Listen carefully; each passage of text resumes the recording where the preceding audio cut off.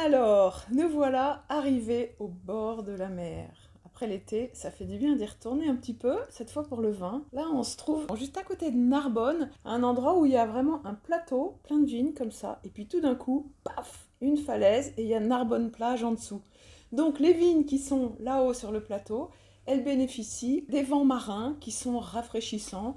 Le soir, il fait beaucoup plus frais et ça donne des vins qui sont extrêmement équilibrés. Ici, dans cette propriété, on a vraiment de la chance déjà de vous proposer un vin qui est à maturité, c'est un 2020, et en plus c'est un vin qui a été fait par Éric Fabre, qui est l'ancien directeur technique du château Lafite Rothschild à Pauillac.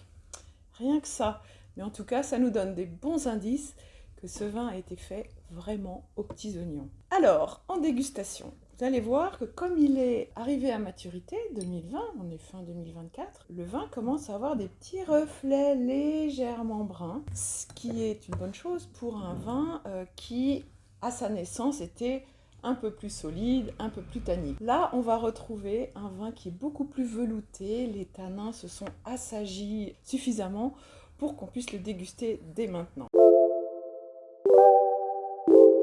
Alors, au nez, ce qui est formidable dans un vin qui est arrivé à maturité, c'est qu'on a une sorte de pot pourri, on appelle même ça un bouquet dans le monde du vin, de tous ces petits fruits rouges un peu confiturés, avec une petite note de poivre qui relève un petit peu à la fin de l'aération.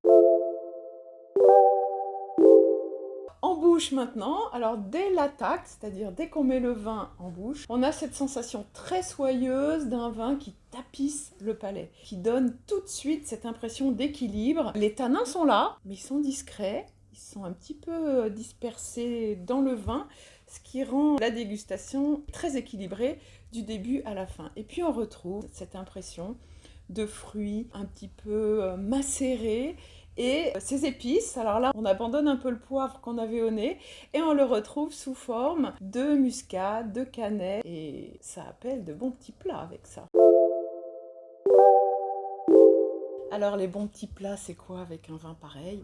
Et bien là, on s'avance un petit peu dans l'automne et dans l'hiver, on va pouvoir démarrer les dégustations de petits plats mijotés. Alors là, c'est absolument idéal. Si on souhaite rester plutôt dans des choses grillées et non pas mijotées, évidemment ça convient aussi tout à fait, tout comme les gratins de légumes. Et puis avec cette impression un petit peu épicée et assez complexe, on peut imaginer très facilement un tagine par exemple aux 4 épices, alors là ce sera vraiment l'idéal, ou des currys même assez relevés. Et pour les amateurs de fromage et vin rouge, il y en a.